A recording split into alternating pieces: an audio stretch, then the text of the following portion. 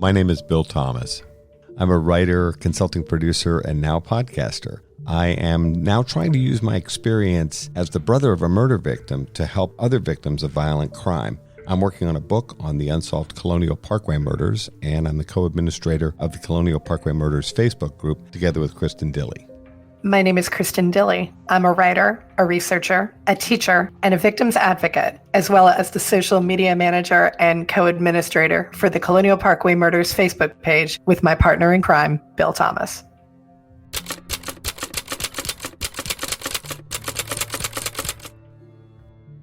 Welcome to Mind Over Murder. I'm Kristin Dilley. And I'm Bill Thomas. And welcome to the episode True Crime Media. What exactly is true crime media, Kristin Dilley? Well, I'll tell you, Bill Thomas, true crime media is podcasts and documentaries and TV series and all the great stuff to keep us up late at night when we should actually be going to bed. All that great stuff. So I watch a lot of it. You watch a lot of it. So you'd call this a companion piece to our popular true crime bookshelf series? I would call it that. Absolutely. And we are not forgetting True Crime Bookshelf, lovely listeners, because we all know that I read far more than is good for me. We figured that we'd branch out a little bit and talk about the great stuff that we are listening to and watching. I did notice regarding True Crime Bookshelf that we've gotten a lot of compliments, and thank you for that. I did notice the other day that someone said that we were breaking the bank with all of the recommended books. You're so enthusiastic about all these true crime books that you're reading, and you've got all these great recommendations. And of course, that means that either you go to your library, and we do support libraries, of course, yes, or you're going to be going to your local bookstore, which thankfully has reopened, yes, or ordering online, which is okay, but not as good as the first two choices. Yep. Somebody was saying the other day that Kristin was breaking her bank with all of these great book recommendations. Well, at this point, I'm starting to wonder when we can write this off as a business expense. Oh, well, there is that. You have to talk to your accountant. But I have been an avid reader my whole entire life. And one of the best parts about being able to order from Amazon is you can find a lot of this stuff used. And when I go to my local Barnes & Noble, as a long-suffering educator, I do get an educator's discount. So I can usually, yes. Yeah, nice. It's actually a pretty good discount too. 25% off. So I can usually feed my addiction for excellent books. And I don't always buy true crime. I just buy it a lot. You're a big supporter.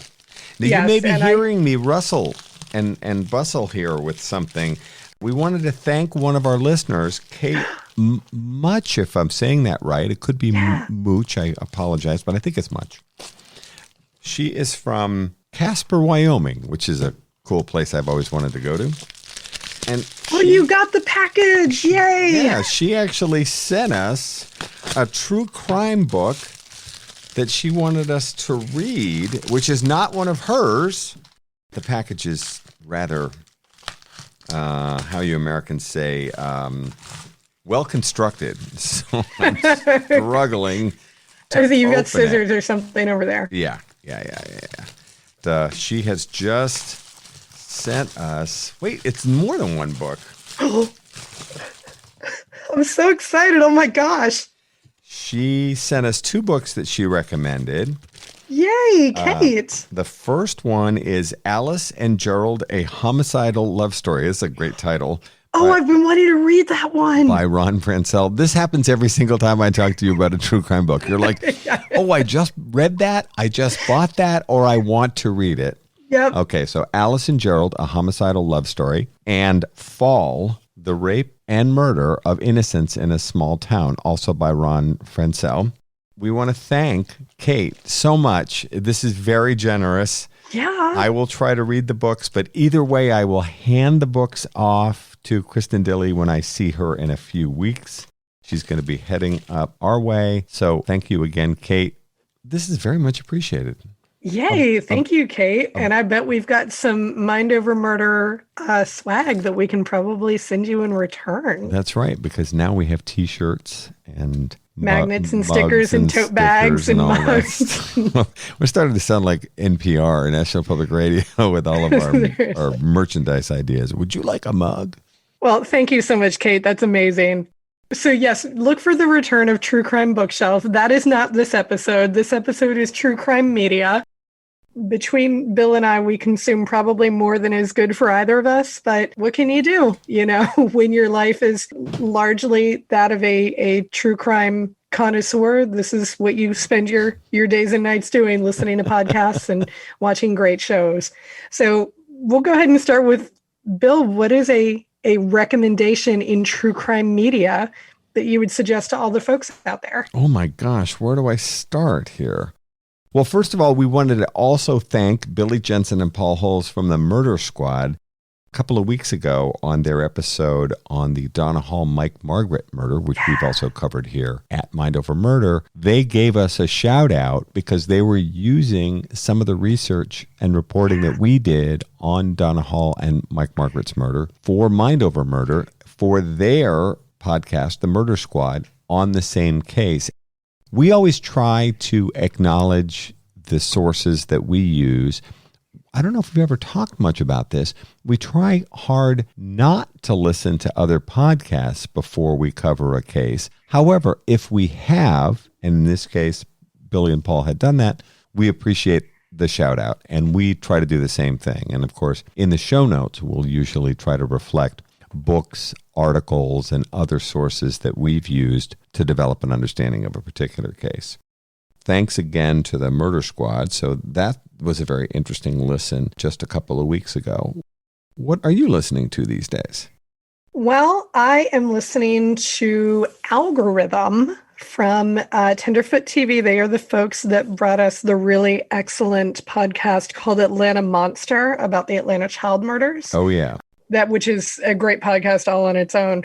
But the reason that I started listening to Algorithm is I heard a promo for it on one of the other podcasts I was listening to, and I heard a very familiar voice, and it's one that you and I are familiar with because we have interviewed this person on our podcast.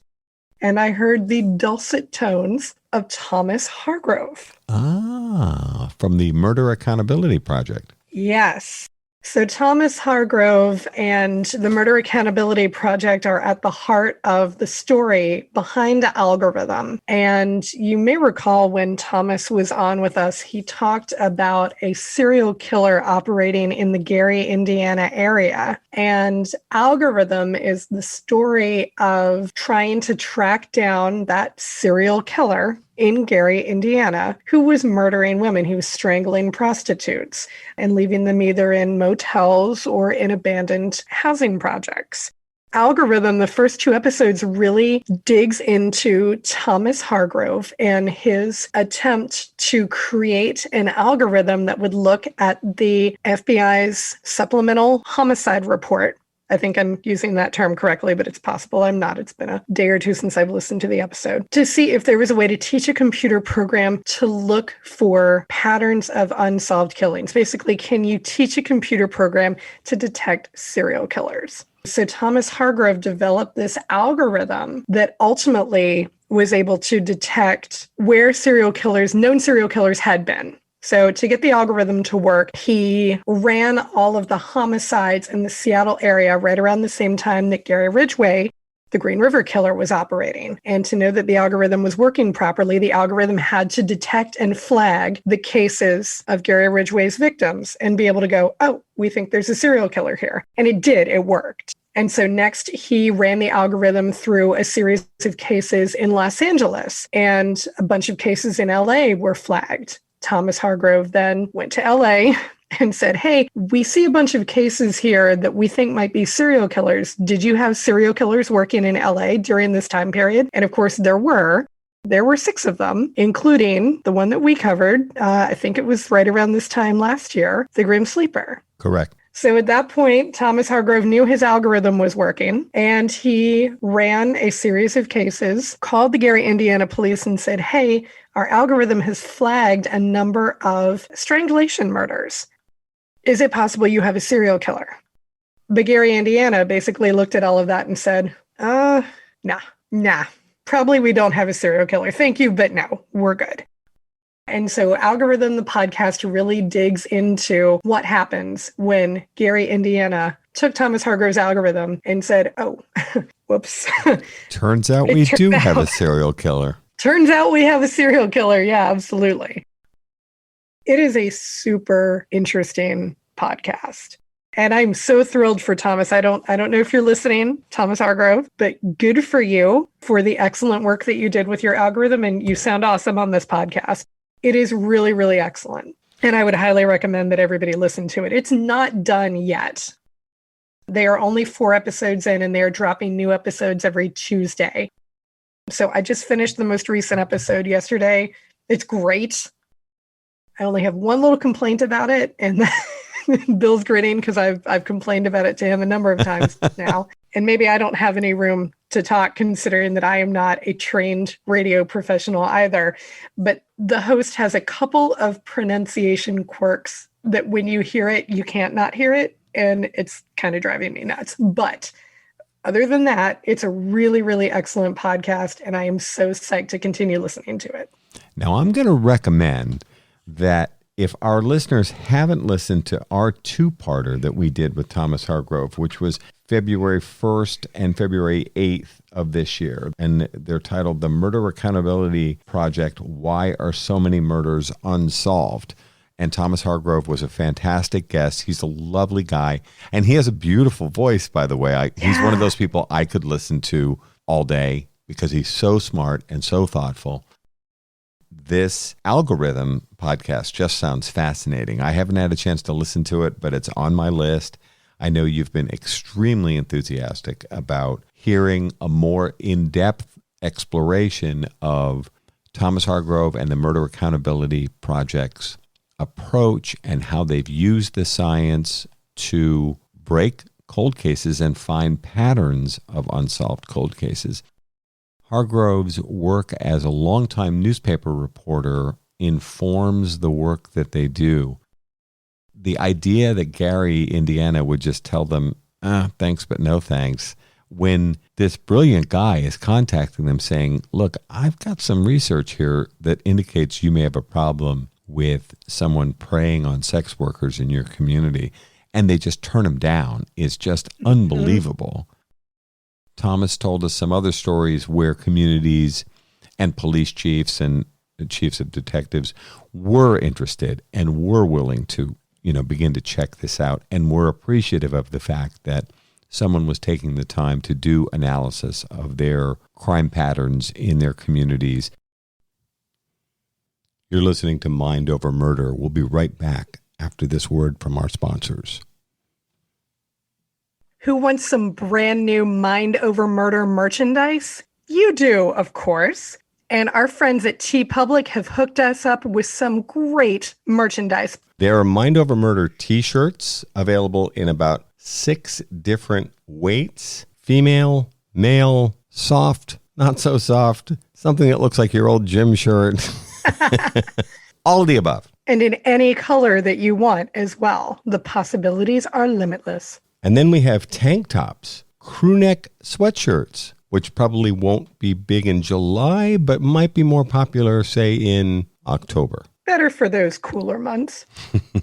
And also for cooler months, long sleeve t-shirts, baseball t-shirts, and you get to configure the color of the shirt and the color of your sleeves. You could do your entire women's softball team in Mind Over Murder t-shirts, baseball I like style. that idea. We've also got mugs available, magnets, stickers, laptop cases, phone cases, and tote bags. I'm going to order a couple of tote bags. I can take one every day of the week to school. We've got masks, which I hope we won't be wearing soon.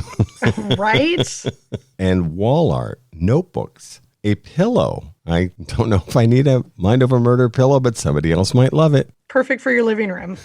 And then for the younger crime fighters, we have kids t-shirts, kids hoodies, kids long sleeve t-shirts in a variety of colors. All of these things can be configured just about in any color you can imagine. And then my favorite, the Mind Over Murder onesie for the smallest crime fighters among us. So if you're interested in any of this great merchandise, take a look at the website at tpublic.com and type in Mind Over Murder Podcast. You can also look for links on our social media pages and in our show notes. We're back here at Mind Over Murder.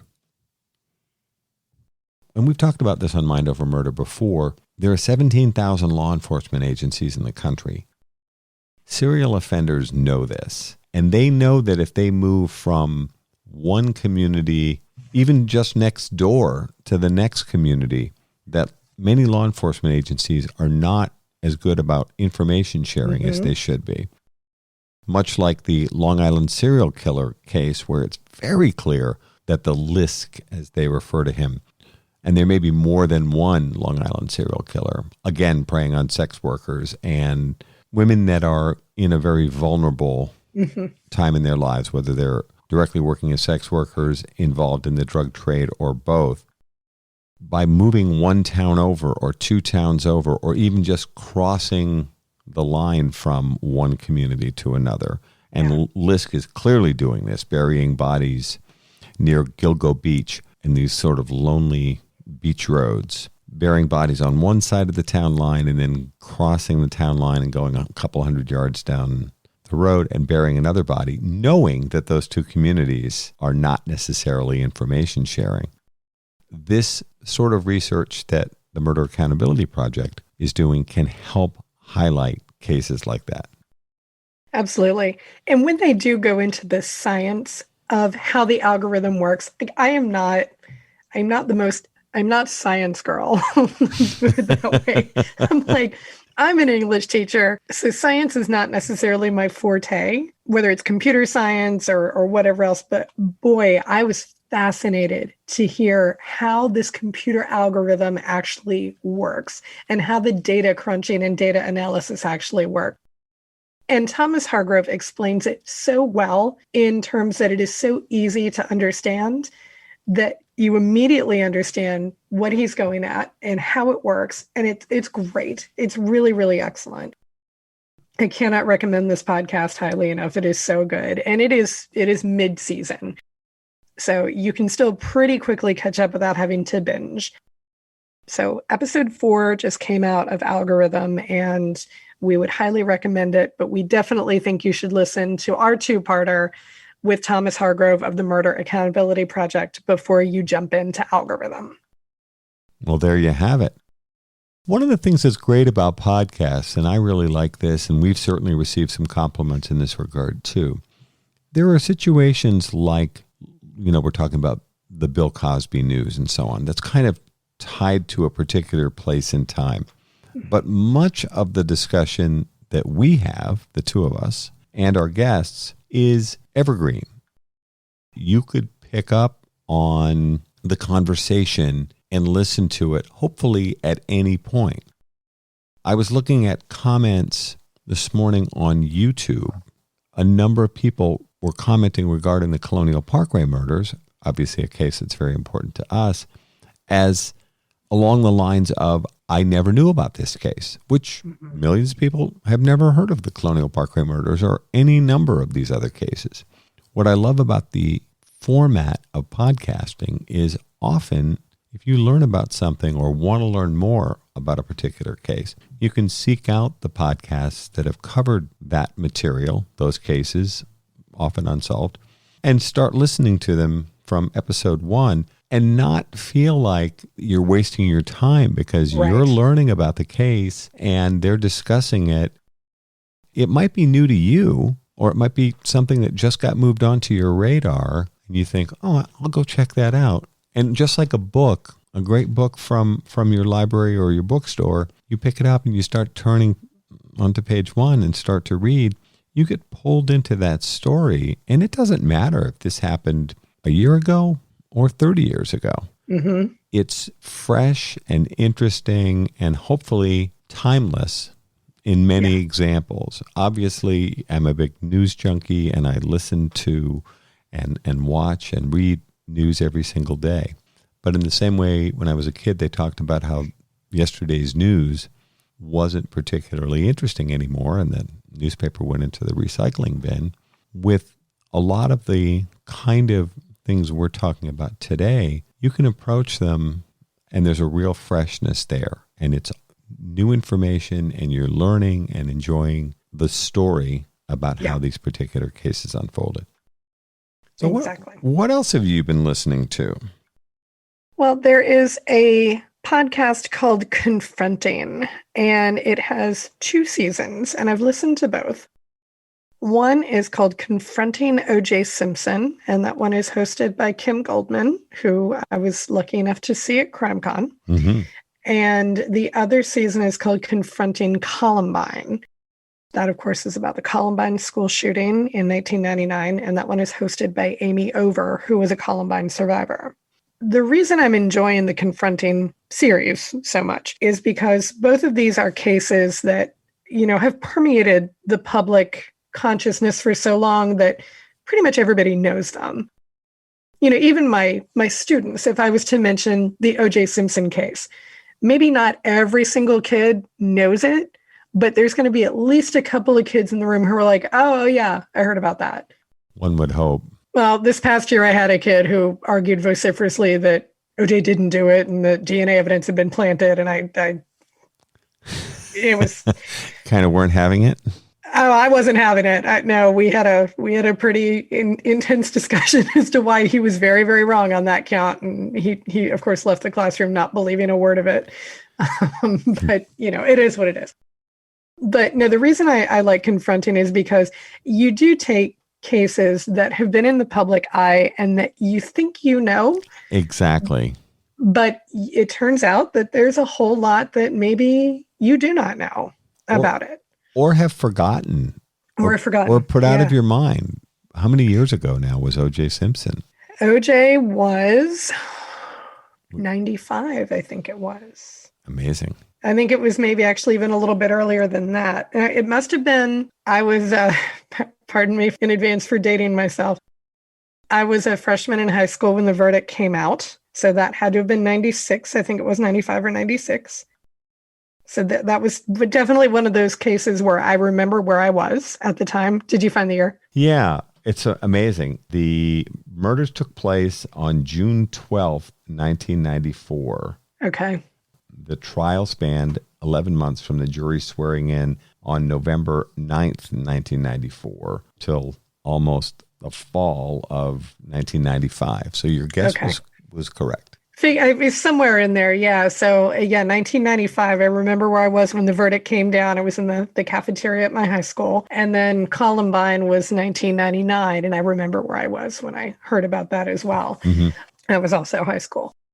The thing I liked about Confronting OJ Simpson, of course, is you are getting a perspective that I think is so very important, and that is from the victims' families. And so you get Kim Goldman, who is talking, of course, about the case with which she is so intimately familiar. But you also get to see her learn a whole lot of things about the case, at a remove from the immediacy of it.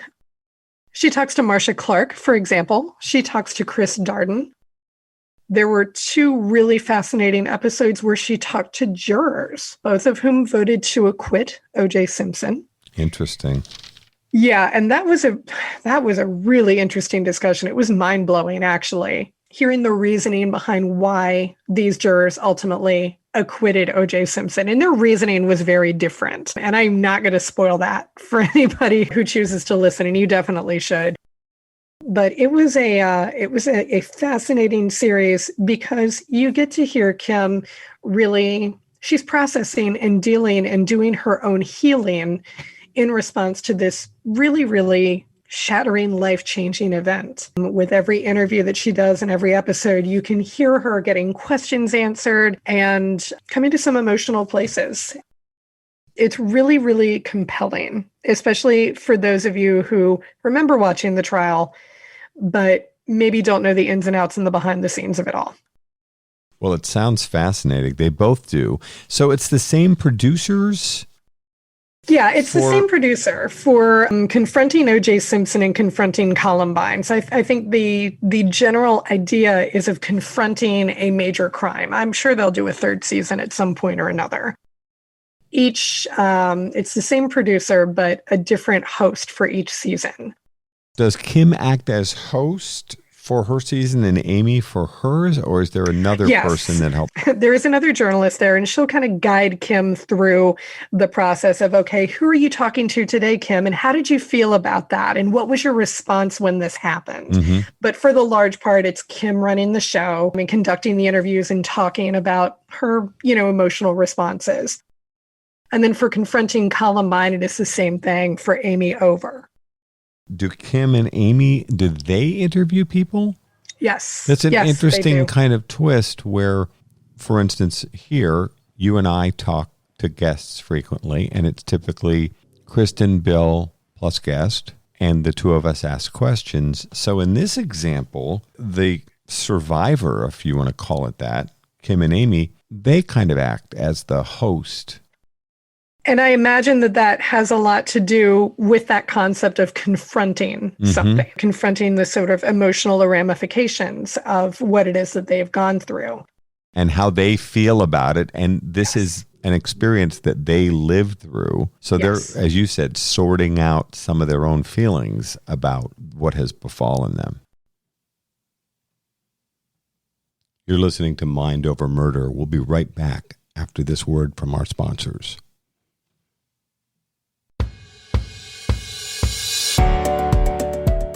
One of the most frequent questions we're asked here at Mind Over Murder is, how can I help? Thanks to Othram, a leading forensic DNA testing lab for law enforcement, you can get involved and help solve real cases. If you have tested at a consumer genetics company, you can contribute your data to DNAsolves.com. The process is easy and confidential. Just 2 simple steps. Your DNA might be the missing piece that helps solve the identity of an unknown person. Then Mind Over Murder will highlight cases Othram is working on to seek your crowdfunding support for DNA testing to help solve these cold cases. Upload your DNA profile to DNAsolves.com. It's easy, free, and confidential. Then join Mind Over Murder as we help families find answers with Othram and DNAsolves.com.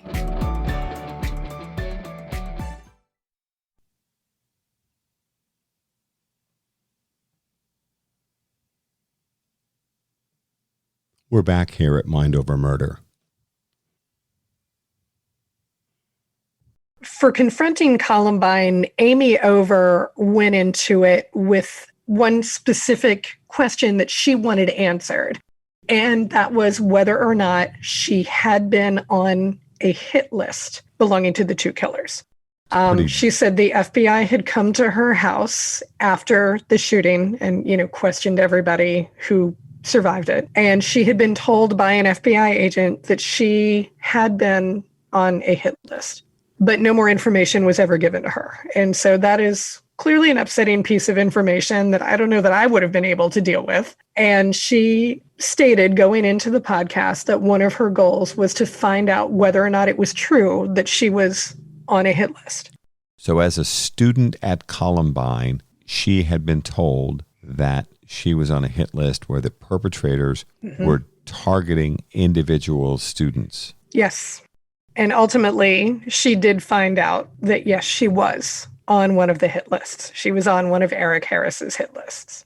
The episode where she finds that out is something, because you can hear the emotional blow in her voice when it is confirmed for her for the first time that, yes, she was definitely on a hit list. In fact, it turns out she was on 2. So then she has to kind of go through the process of figuring out, what did I do to end up on this hit list? I think we all have to be careful, and I struggle with this too. We're trying to apply logic to inherently illogical acts. No, exactly. You're right. She was talking to the lead investigator in the Columbine massacre when she, was able to get the answer to that question.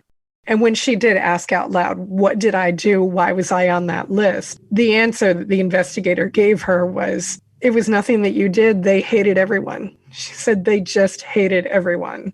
Even her phrasing, I would take exception to, and I'm not criticizing her in any way, shape, or form, but she didn't do anything. Yeah. She was just there, and they lashed out in this terrible and tragic way.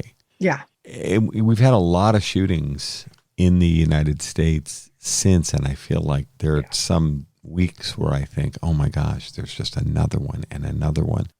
I hope this comes out right. So many of those situations seem to end with the perpetrators committing suicide. Mm-hmm. And although I'm not promoting or supporting suicide in any way either, there are times when I have not been able to prevent myself from thinking, wouldn't it have been so much better if you had just started off by killing yourself and not lashing out at these people for their real or imagined wrongs? I feel so bad for Amy that she would be ever thinking, even for a moment, what did I do?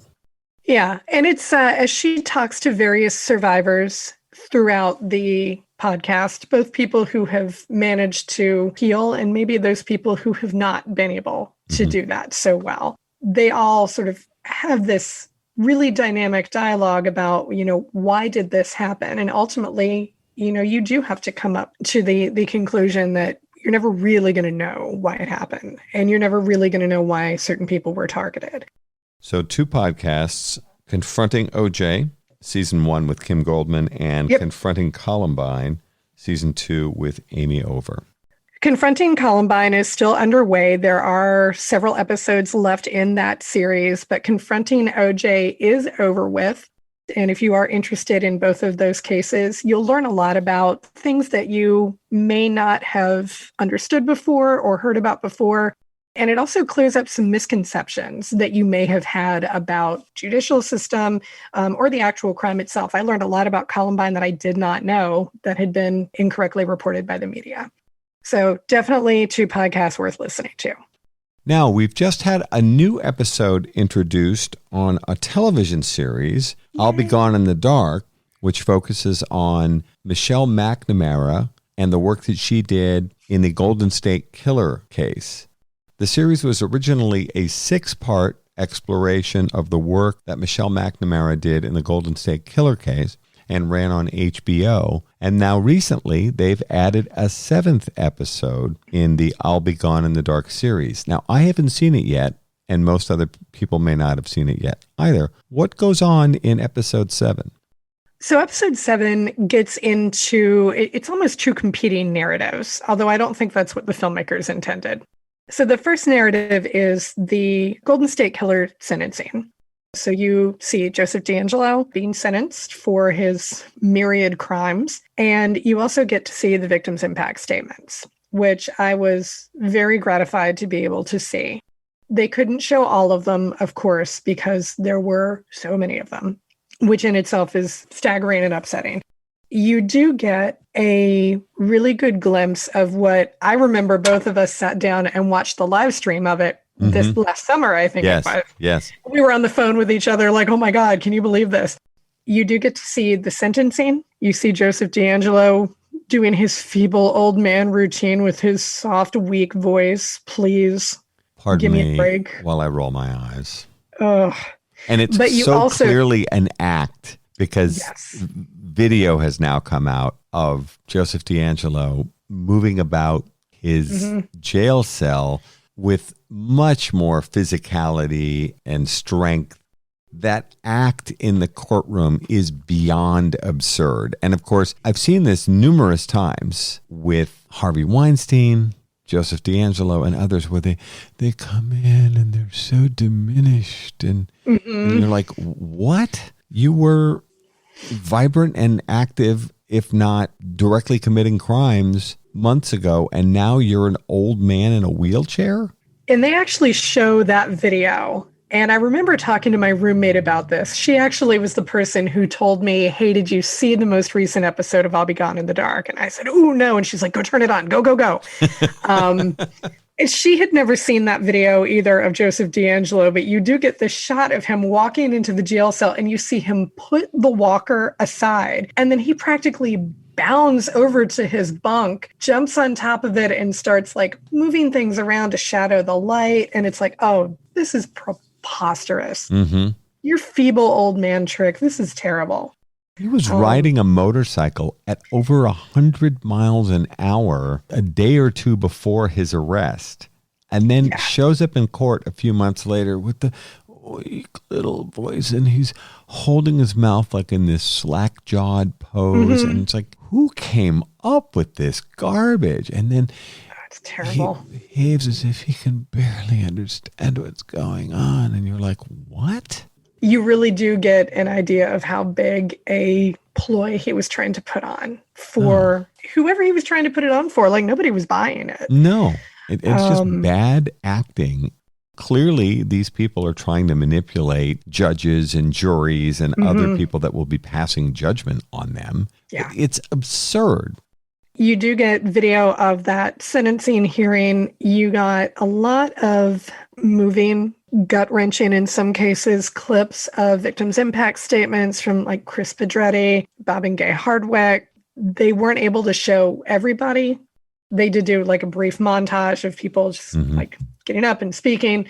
And you can see the emotion all over everybody's face. I was really hoping that they were going to include in this episode something that I remember from the sentencing hearing, which was someone who leaned over to D'Angelo after he'd been sentenced as he was being rolled out in the wheelchair. And I think this may have been Jane Carson Sandler, but I might be wrong. Somebody leaned over to him as he was being wheeled out and said, "Rot in hell." And I was hoping that they would have put that in there. Like, I was really hoping that was going to go in there. Because that is what stayed with me from the live stream of the sentencing hearing, was that. Because I definitely stood up and cheered. Yes, you go, girl. That's right. I'll see if I can check that out. I'll be seeing Jane Carson Sandler later on this summer, and I will ask her, "Is that you?" If it wasn't Jane, I want to know who it was. I do. I do too. But somebody definitely got right up in his face and said, "Rot in hell," and it was like, good for you. And now, here's a prize for worst actor ever with this feeble old man routine. Here's a Razzie Award, yeah. Yeah, here's the Razzie Award, exactly. Now, the second part of the I'll Be Gone in the Dark, episode 7, discusses the case of Cathy Lombardo of Oak Park, Illinois, which is where Michelle McNamara is from. Her murder, still unsolved murder, I might add, was what really got Michelle interested in true crime. And so the filmmakers, I think, wanted to really acknowledge that this is the impetus for Michelle's interest in true crime. And so they do talk about that case, the fact that it is still unsolved, and the fact that there had been a series of similar murders and rapes in the Oak Park area prior to Cathy Lombardo's murder. The murder is, as I've mentioned, still unsolved, and so the filmmakers did take the time to talk to her brother, Chris Lombardo. He talked about a narrative that I think is going to be very familiar to you as the brother of a murder victim, of failures within the criminal justice system, failures in investigation, failures in getting evidence tested that have kept his sister's case from being solved for so long. So it's one of those things, and I know you and I have had this experience several times watching true crime documentaries of looking at a case that has stalled out and going, that sounds familiar. It sure does. That sounds familiar. It's very, very much the same old thing that we have heard again and again and again in terms of unsolved cases. So that is the second part of the episode for I'll Be Gone in the Dark. It is interesting, but really the part that I really most enjoyed watching was the sentencing, the victims' impact statements, and the discussion with survivors afterward, because they are such strong, incredible, empowering women. Well, it sounds great. I look forward to checking out episode 7 of I'll Be Gone in the Dark. I know that one of the things they have to work around is the fact that Michelle McNamara has been gone now for 5 years. She passed away in April 2016. Does she play as central a role as she did in the first 6 episodes? She does, actually. There is a voiceover actress who is reading from Michelle's journals, maybe excerpts from the book. It's been a while since I've read the book, so I don't remember if specifics on the Cathy Lombardo case are in there. But you do have a voiceover actress reading as Michelle. You do get some discussion, and actually you get some fun home movies of Michelle as well, growing up in Oak Park, talking about how this case in particular shaped her desire to get involved in the true crime space. So yes, she is definitely a part of it. Maybe not as much as in the first 6 episodes, but she is certainly present. Yeah, the actress Amy Ryan provides the voiceover for the series. Very interesting. I also wanted to touch on a fictional series, the Los Angeles set series. Bosch is now coming to its end with season 7. Titus Welliver plays the lead character, Bosch, who's a kind of veteran Los Angeles-based homicide detective, and a young guy named Jamie Hector plays his partner, J. Edgar. One of the interesting things in watching this series over 7 seasons, which is probably over maybe a 5-year span, I don't think it was a year per series, is watching a young woman named Madison Lintz, who plays his daughter, Maddie, who was kind of a fresh-faced teenager when the series started, and now she's actually a young woman. And it's interesting to see the dynamic shift. Obviously, we're all, say, 5 years older since the series began, but 5 years when you're a teenager is a significant time of growing up. And so it's very interesting to see her as a young woman considering pursuing the law and working for a female attorney, kind of a hard-bitten character named Honey Chandler, who's played by Mimi Rogers, who's also phenomenal. It's a great series based on Michael Connelly's books, and Lance Reddick plays the chief of the Los Angeles Police Department. He's fantastic. He is wonderful. Amy Aquino plays Lieutenant Grace Billets, and they've developed her character in very interesting ways. In this last season, she's encountering significantly more challenges, both personally and professionally. I'm trying not to ruin the story for anybody who hasn't had a chance to watch it. We're so enjoying it. We've been doing a little bit of binging. And of course, my big regret will be this is a fairly short season for Bosch, and then this will be it for the series, and we'll miss it terribly.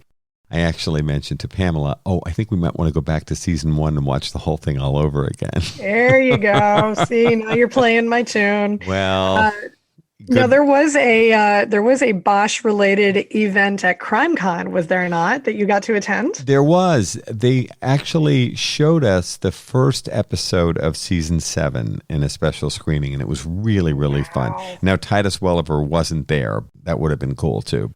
It's funny, he lives in Connecticut, not far from me, so I keep hoping, maybe I'll run into him somewhere.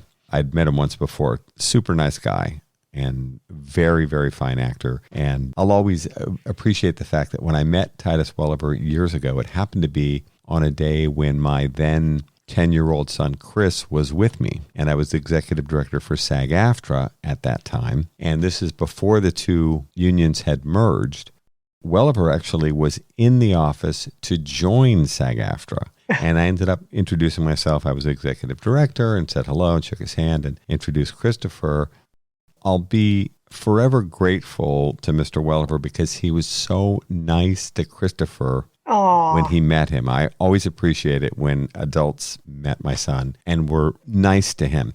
We ended up having a fascinating conversation, which Christopher remembers to this day, which is I introduced him and told him what Mr. Welliver did and that he was an actor and that he was going to be joining AFTRA that day. And then I was talking to him about what it was like to play good guys and bad guys on TV and in the movies. And Titus Welliver has played a lot of good guys, but he's also played some heavies. And he actually said, and he was explaining to Christopher how he's an actor and they give him a story and his job is to try to interpret that in a way that, makes it real for the people watching. And he said, in some ways, playing a bad guy can be very freeing because you get to do bad things that you wouldn't normally do in real life. And Chris thought that was very interesting. And he said, you got to explore sides of yourself but without necessarily really being bad when you play a bad guy. And Chris sort of hung on his every word.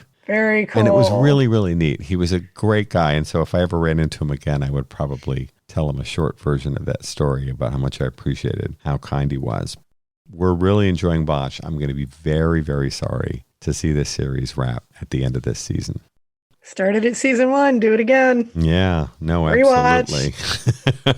Rewatch. That's going to wrap it up for this edition of True Crime Media, what will hopefully be the first of many editions of True Crime Media. We hope that you have enjoyed listening to our recommendations. And if you are planning on listening to or watching any of the things that we've recommended, give us a shout out on social media and let us know how you're enjoying it. Thanks so much for listening to Mind Over Murder.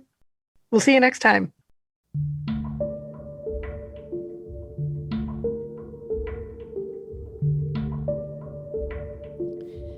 Mind Over Murder is a production of Absolute Zero and Another Dog Productions. Our executive producers are Bill Thomas and Kristin Dilley. Our logo art is by Pamela Arnois. Our theme music is by Kevin MacLeod. Mind Over Murder is distributed in partnership with Crawl Space Media. You can follow us on Facebook, Twitter, or Instagram. You can also follow our page on the Colonial Parkway Murders on Facebook. And finally, you can follow Bill Thomas on Twitter at BillThomas56. Thank you for listening to Mind Over Murder.